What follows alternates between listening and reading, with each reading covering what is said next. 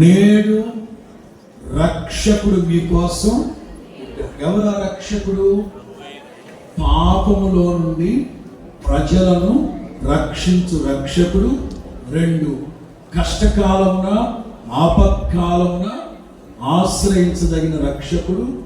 3 మనకు సమాధానాన్ని అనుగ్రహించి రక్షణ దుర్గమై నిలిచి ఉండే ఒక కోట. ఖచ్చితంగా ఆయన రక్షకుడే. ఈయనే ప్రభువైన క్రీస్తు. దైవ జనాంగమా, ఒక్కొక్క మాట ప్రభు పుటం వేసి మనకు అందించారు. ఎవరైతే వినయ భయభక్తులు గలవారై, ఎవరైతే పూర్ణ మనస్సుతో ఆయన మీద ఆనుకుంటారో, ఆయన వాక్యం మీద ఆనుకుంటారో, వారందరికీ ప్రభు కార్యాలు జరిగించుగాక. ఇదంతా ఒక ఎత్తైతే ప్రభు రాకడ సమీపిస్తాము. నేడో రేపు ప్రభు రాబోతున్నారు. ఆ శాశ్వత రాజ్యానికి, సర్వోన్నతుని రాజ్యానికి మనల్ని ప్రభు సిద్ధపరచుగాక. ప్రభు మనకి అనుగ్రహించిన ప్రవచనాత్మకమైన క్రిస్మస్ సందేశాన్ని బట్టి స్తోత్రాలు చెల్లిద్దాం.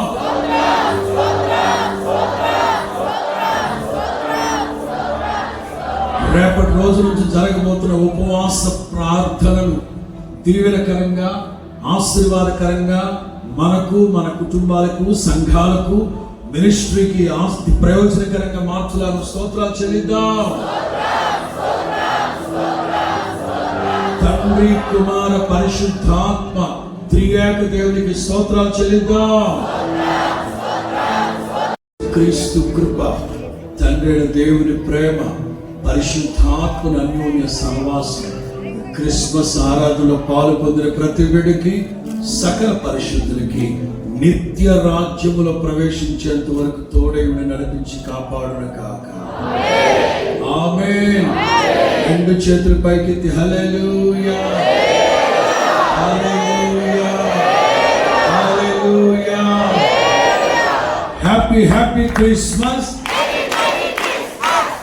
Happy Christmas. Happy Christmas. Happy Christmas. Merry Christmas. Happy Christmas.